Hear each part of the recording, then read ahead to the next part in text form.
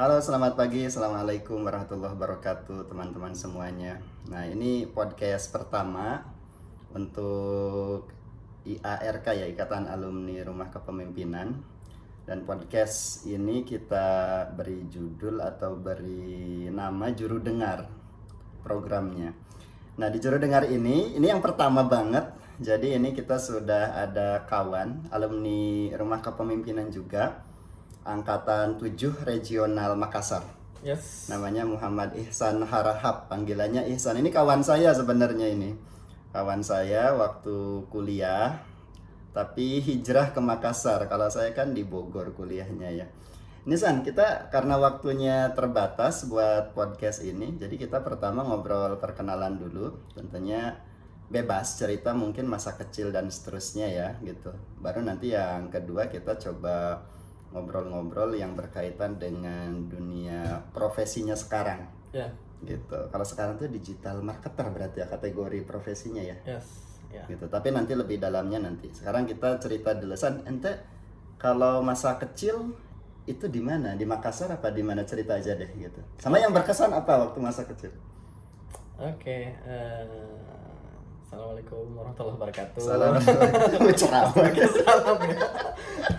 Oke. Saya sebenarnya orang sering bertanya sih kalau orang dengar pertama kali Iya. namanya kan Muhammad Ihsan Harahap. Harahap. Nah, Harahapnya dari mana? Harusnya Harahap tuh berarti Sumatera Utara ya? Batak. Padahal aneh dari jalur ayah dan ibu ke atas sampai nenek moyang itu Makassar semuanya. Dua-duanya. Nah jadi gimana mau cerita yang harapnya mau terus? Harahapnya dulu nggak apa-apa. Oke, daripada penasaran kan? Daripada penasaran. Di Makassar tapi Harahap gitu kan. Iya. Nah jadi kakeknya ayah aneh itu dulu sekolah Belanda di Makassar. Nah dia punya sahabat lah orang Batak. Berarti yang buyutnya sekolah di ente ya? sini. Iya buyut aneh. Nah itu Harahap nama sahabatnya itu yang orang Batak itu. Sebentar. Kok jadi sahabatnya buyutnya? Hah? Sahabatnya buyutnya padahal yang namanya Harahap itu ya? Enggak, jadi buyut aneh kan sekolah Belanda. Iya, Nah iya, dia Iya, yang Harahap itu temennya berarti kan? iya temannya. Nah jadi waktu apa namanya buyut aneh punya cucu pertama, nah dikasihlah nama Harahap untuk Ayah ente berarti iya kan? iya untuk mengenang sahabatnya itu ya. orang Batak. Nah jadi ya udah Ini kayak keturunan sahabat. bukan. Nah ini sorry ya banyak ketawa saya. Nah jadi itulah aneh-aneh lahir dari sebuah kota kecil namanya Limbung. Kalau tahu Arif Brata dia orang Iya, Limbung, Arif Brata. dia orang Limbung. Barata apa Brata ya? Brata. Brata ya. Heeh. Tapi masih masuk? Kabupaten Goa. Oh, bukan Makassar. Sebenarnya kalau orang sebut Makassar secara kota memang di sini. Cuman kalau secara etnis yang masuk Makassar itu Kota Makassar, Goa, Takalar, Jeneponto, Pangkep, Maros itu Jadi masuk yang Makassar. dimaksud Makassar tuh bukan berarti di kota Makassar ya. Jadi bukan. kalau misalnya Iya. disebut orang Makassar itu belum tentu dia tinggal di Kota Makassar. Oh gitu. Karena Makassar di situ memang agak Iya. terdistraksi ya antara suku dengan nama Bias kota. suku sama wilayah ya. Yes. Nah, terus ya sekolah di sana di anak sekolah juga sebenarnya tinggal di kampung namanya Bontokado PP, itu satu daerah sendiri di tengah-tengah Kabupaten Goa, satu desa sendiri. Penduduknya cuma 1.000 orang. Tapi nggak masuk Kabupaten Goa. Betul, dia wilayah Kabupaten Takalar dia. Itu sejarahnya inilah panjang lah. Soalnya nggak mau ngebahas sejarah itu kan.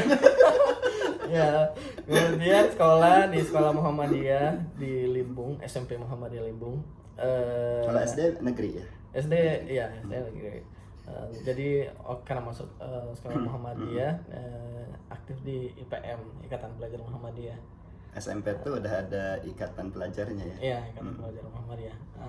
Nah itu ayah aktif di sana sampai 15 tahunan lah. Sampai jadi instruktur, nah jadi sekretaris umum juga. Dan saya kira ya di EPM itulah pertama kali bisa inilah ngobrol, Belajar organisasi lah ya, kemampuan bicara organisasi. depan umum, kemudian ya skill-skill berorganisasi lah, kayak gitu. Kemudian masuk SMA, saya masuk Takalar. Takalar masih masuk Kota Makassar, beda lagi. Enggak, di Kabupaten Kabupaten Takalar ya, Uh-uh. kabupaten.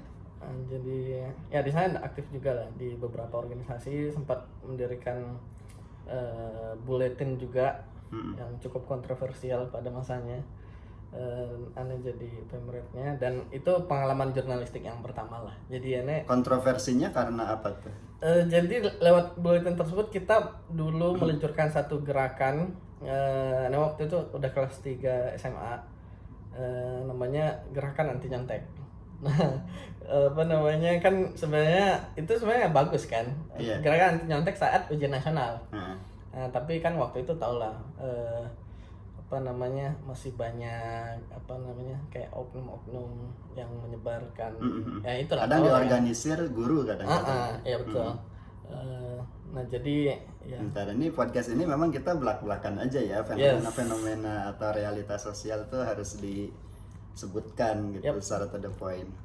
ya jadi mungkin 70% lah murid juga against us waktu itu. SMA itu. Iya SMA. Jadi yang ikut apa namanya gerakan itu kita pakai pita biru di ini. Yang nggak pakai pita biru kesinggung kan? Iya kayak gerakan pro nyontek. Gerakan pro nyontek. Nah terus itulah. Sama juga inilah sering ikut lomba-lomba karya ilmiah tingkat provinsi. Jadi memang masa kecil kebentuk dari dunia tulis menulis ya. Yes. Terus masuk kuliah di IPB awalnya kan? Iya, awalnya Isan di IPB kuliah S1-nya. Bareng Diki. Makanya ketemu saya di IPB. Yes, terus 2012 saya ikut SNMPTN lagi kan, terus pindah ke Unhas, masuk jurusan ilmu sejarah, dan itu saya di sana 4 tahun. Lulus tepat waktu berarti. Lulus tepat waktu. Hebat. Yes. Makasih. Ini 7 tahun ya? Enggak lah. Berapa? 6 tahun? Kayaknya hampir 6 ya. 6 hampir gitu. Right. 5 tahun lebih dikit lah. Iya. Yang di waktu kuliah ya ikut organisasi juga di dulu di kami, ketua kami Unhas. Berarti komisariat Unhas ya. Iya. Kemudian ikut juga beberapa program apa namanya kayak exchange di Amerika, di Paris, di mana. Dulu exchange itu waktu di Unhas ya? Iya, di Unhas. Di Unhas 2 kali. Yang pertama itu karya tulis ilmiah yang di Prancis tahun 2013, terus tahun 2016 di Amerika. Tapi Prancis juga Inggris kan maksudnya ya? Iya, betul. Terus apa lagi ya? Ya waktu kuliah juga sering nulis lah, jadi nulis di koran, mulai dari koran lokal kayak Tribun Timur di sini yang bagian dari Tribun. Sering nyumbang artikel kali ya? Nyumbang artikel. Kemudian apa The Jakarta Post juga waktu itu masih ada versi cetaknya kan. Itu saya nulis juga waktu semester berapa ya? 6 atau 7. 6 lah kayaknya. Nah, jadi itulah secara singkatnya. Tapi ini informasi ini yang belum tahu, kalau Ihsan sebenarnya relatif ya di kawan-kawan dikenal di concern masalah sejarahnya, terutama karena skripsinya juga kan tentang sejarah Hamka di Makassar ya. Iya. Gitu. Nah, itu kayaknya beberapa kali ngisi terkait itu kali ya di beberapa forum ya diminta. Terakhir di Historia. Gitu. Cuman hari ini gak bahas itu kan ya? Iya. Gak bahas itu. Nah sekarang cerita San, sekarang kan concern terutama profesinya ya, itu kan di dunia digital marketing. Yes. Gitu. Tapi ini kalau digital marketing kan luas banget ya. Yes. Cerita deh kalau sekarang spesialisnya itu di bagian apa gitu, dan kenapa relevan atau nyambungnya itu relevansinya dari background ilmu sejarah ya. Oke, Gitu. ya. Ya sebenarnya kalau dipikir nggak nyambung ya. Cuman kalau ditelaah lebih dalam lagi sebenarnya nyambung. Jadi aneh di digital marketing itu kan secara kan pohonnya namanya digital Iya, marketing. betul. Cabangnya ada organic marketing, digital marketing, ada yang paid marketing yang dibayarkan kayak FB ads Ya, dan ads. lain-lain. Kayak organic itu kayak SEO. Mm-mm. SEO itu search engine Optimization. optimization. Jadi dia menggunakan search engine untuk melakukan usaha-usaha digital marketing itu. Jadi lebih banyak kita berhubungan dengan konten-konten di website perusahaan kliennya kita. Jadi misalnya klien kita itu perusahaan deterjen lah misalnya. Jadi kalau ada user di internet yang mengetik bagaimana atau tips mencuci baju atau tips mencuci baju putih misalnya. Nah itu mereka berharap agar website mereka yang tampil di halaman pertama itu secara sederhana lah. Sederhananya gitu lah. Sederhana. Iya. Yang lebih kompleks itu sebenarnya lebih panjang lagi. Jadi boleh disebutin nggak sekarang di perusahaan apa? iya, sekarang di crypto exchange di Singapura sih, namanya BingX ya. Tapi dia pasarnya kebanyakan di Amerika, di Turki, Iran, Vietnam, Argentina, Brazil. Jadi kebanyakan memang negara-negara luar lah. Kayak gitu. Nah kemudian boleh kita kenapa bisa nyambung ya? Iya betul. Nah jadi waktu kalau saya kuliah di jurusan sejarah kan itu sering disuruh menulis lah ya, kayak gitu kan. Terus ngutip kali ya. Jadi berpikir kritis juga. Critical thinking. Jadi setelah lulus di sana saya bekerja sebagai jurnalis di Tribun itu, di Tribun Timur. Di Makassar dulu, terus habis itu 2018 saya ke Jakarta kerja di Gatra, di majalah Gatra. Jadi di dua tempat itulah saya Waktu itu Gatra udah switch ke online ya? Ya udah mulai ini. Tapi sampai sekarang kan majalahnya tetap ada. Terus 2019 Anda melihat di Jakarta, karena waktu itu tinggal di sana, ternyata skill menulis itu sebenarnya bisa digunakan bukan hanya di jurnalistik ini. Ternyata ada industri lain yang bisa digunakan skill menulis itu. Nah, jadi Anda switch karir industri dari media ke digital marketing, coba-coba aja sebenarnya awalnya. Dan yang relatif mungkin bisa dibilang lebih komersil ya gitu. Kalau kalau jurnalisme kan sedikit banyak kadang ada unsur yang sifatnya lebih idealis kira-kira gitu ya. Iya. Gitu. Kemudian jadi aneh apply ke sebuah digital marketing agency di Kemang, Jakarta Selatan, sebagai SEO content editor. Jadi awalnya content editor dulu. Nah jadi tugasnya itu kayak mempersiapkan content plan untuk perusahaan-perusahaan klien. 100% tulisan? Iya. Yang dimaksud konten itu? Iya.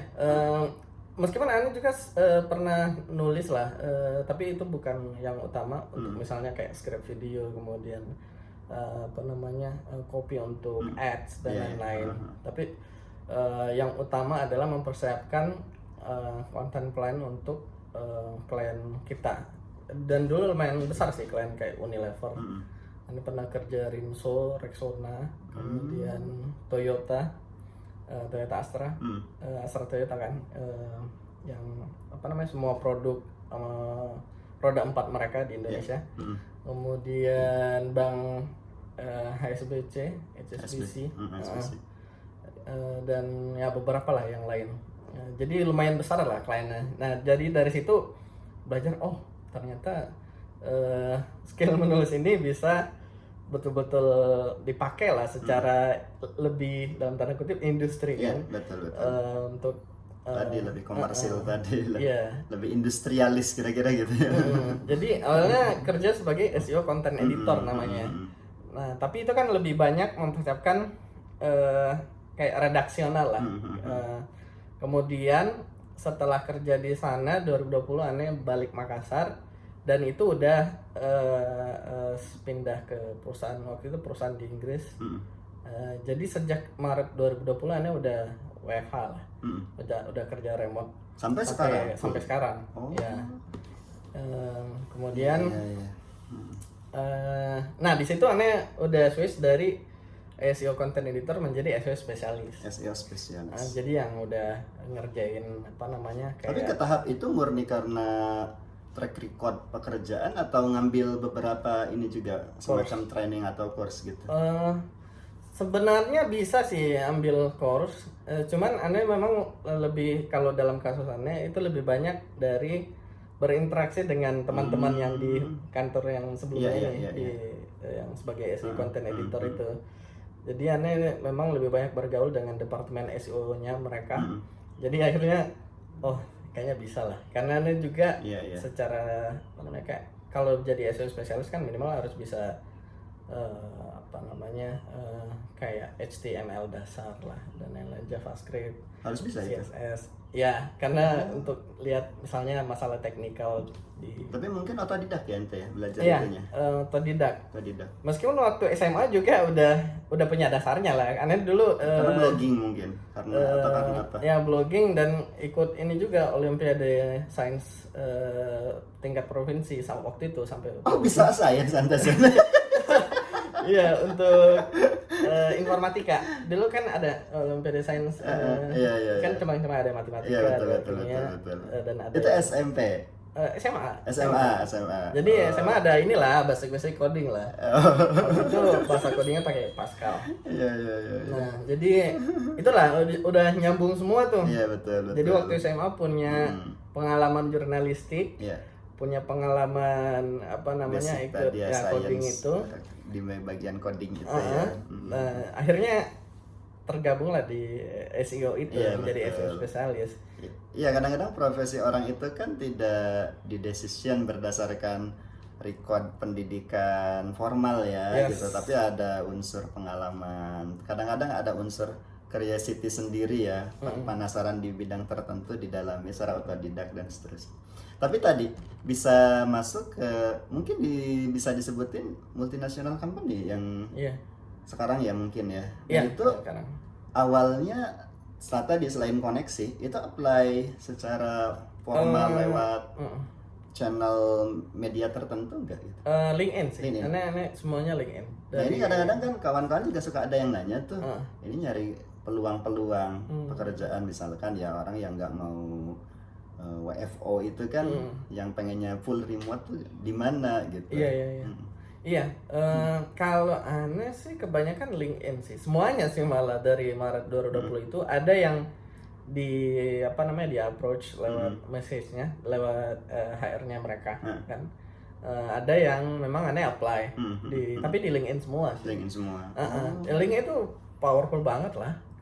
Di dunia profesional itu penting banget sebenarnya ya orang memanfaatkan LinkedIn itu. Iya. Jadi ya saran saya inilah lengkapi lah. Ya, jangan Instagram terus. Apalagi TikTok terus sekarang kalau TikTok jualan.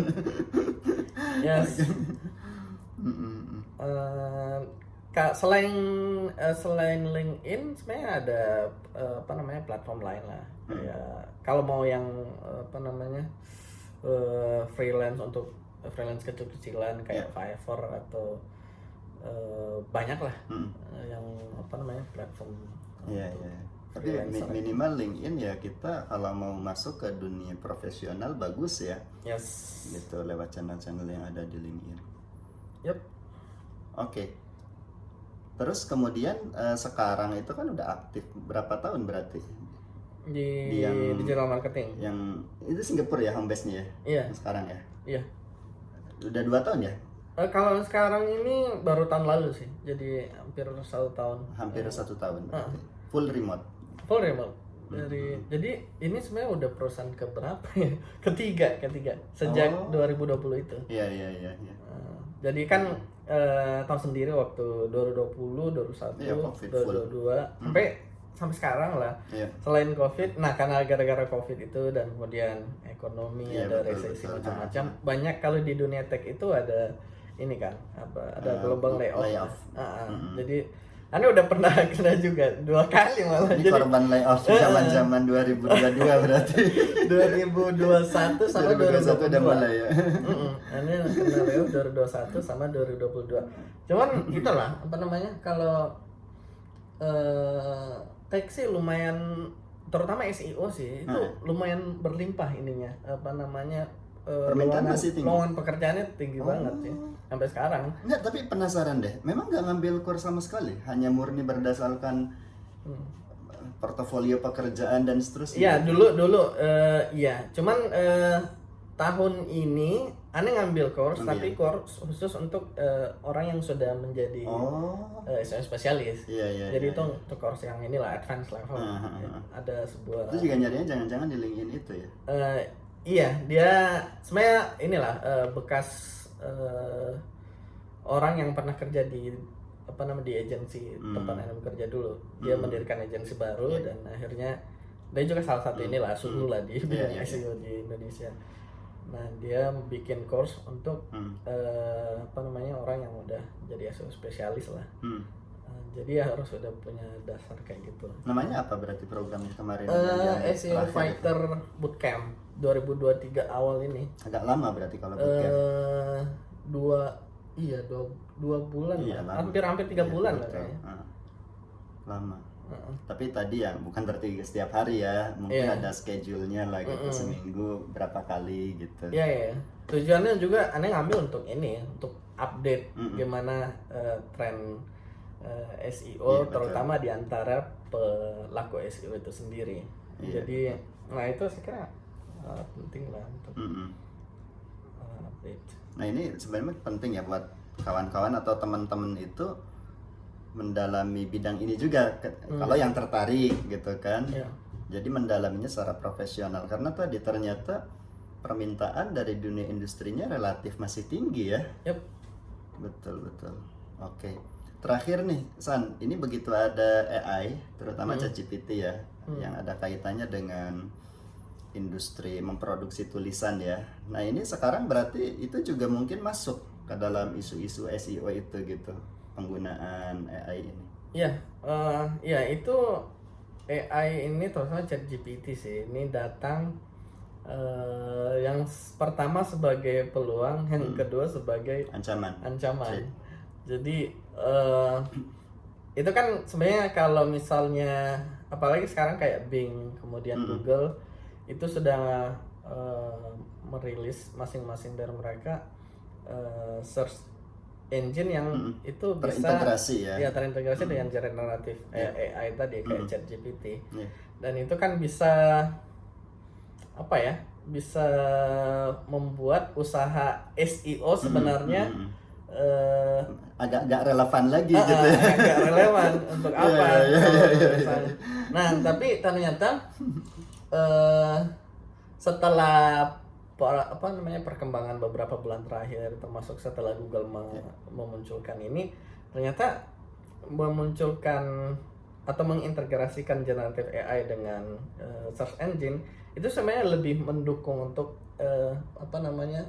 SEO yang lebih berkualitas. Jadi mereka kan pakai GPT-4 ini yang generative AI-nya yang Google sama Bing. Jadi otomatis SEO spesialis, kemudian SEO content editor, SEO writer, dia harus membuat sebuah konten yang betul-betul berkualitas, tidak spammy, sehingga dia bisa dipilih oleh generative AI ini, GPT-4 ini kan. Iya. untuk tampil sebagai hasil tampil mereka. sebagai hasil ini ya, rekonstruksi tulisan di katakanlah di Bing gitu Ya, kan. karena kan apa namanya sumbernya masih dicantumkan Iya, kan betul, sama betul, generative betul. AI yang di search engine itu. Oh. So ya itu jadi inilah pendorong untuk SEO yang lebih berkualitas. Karena Iya, betul, ya, harus diakui kalau di SEO dan digital marketing juga memang ada inilah yang kayak istilahnya black hat. Jadi mereka menggunakan cara-cara hitam lah untuk tampil di page pertama. Itu sebelum adanya generative AI ini. So, ya. Memang ada ininya trikinya juga itu Iya, ya. iya. Di Misalnya dia dunia kan banyak banget tuh SEO website-website yang sebenarnya tidak berkualitas Iya, secara tapi konten. tetap dia tampil di Iya, depan. iya, karena sempat ada juga dulu itu buku populer kali ya gitu. Itu tadi trik tampil di depan, tapi dia nggak memproduksi tulisan berkualitas. Iya. Jadi salah satu ya trik-triknya itu, dia hanya spam misalkan kata ini. Iya. Diketik berkali-kali dalam satu page Iya, gitu, dalam satu post gitu. Padahal kalau kita klik gak ada isinya, cuman kata-kata Iya. itu. Ya itulah yang disebut Oh iya, sebagai itu yang tadi spamming. black hat itu. Yang black hat itu. Iya, iya. Jadi ya itulah itu. Itu ada bukunya, jadi orang tuh diajarin untuk itu gitu. Tapi dalam iya kan? konteks memarketingkan produk tertentu gitu Iya. biasanya. Padahal kan secara jangka panjang itu kalau misalnya bisnisnya itu jangka panjang itu kan sebenarnya nggak bagus. Iya, kan? gak bagus. Karena websitenya bisa di blok atau di ban dari Google Search misalnya. Iya. Dan orang juga yang masuk ke web itu jadi punya kesan, ini spam nih. Iya, gitu. betul. Iya kan? Dan akhirnya Gitu. ya cepat meninggalkan website itu. Iya, betul. So, ya. Nah, ini sebenarnya masih banyak yang bagus ya buat didiskusikan. Tapi pada intinya diskusi singkat ini tadi ya, kita menyoroti perkembangan industri yang cukup menarik. Tapi tadi ada challenge-nya ya, begitu ada AI. Sekaligus juga sebenarnya itu peluang gitu kan untuk membuat semacam konten yang lebih berkualitas gitu. Baik teman-teman semuanya, karena ini podcastnya obrolan singkat aja ya di program Juru Dengar ini, sedikit banyak saya kira tadi kita bisa simak dari penjelasan Ihsan ya. Nah, ini berkaitan dengan dunia keprofesionalan lah, kira-kira begitu gitu. Di SEO spesialis ya tadi. Iya. SEO spesialis. Baik kawan-kawan, teman-teman, nantikan di Juru Dengar berikutnya. Karena ini sudah hampir setengah jam ya, kita akan tutup podcast ini. Sampai ketemu lagi. Terima kasih San sudah join di podcast singkat ini. Assalamualaikum warahmatullahi wabarakatuh. Waalaikumsalam.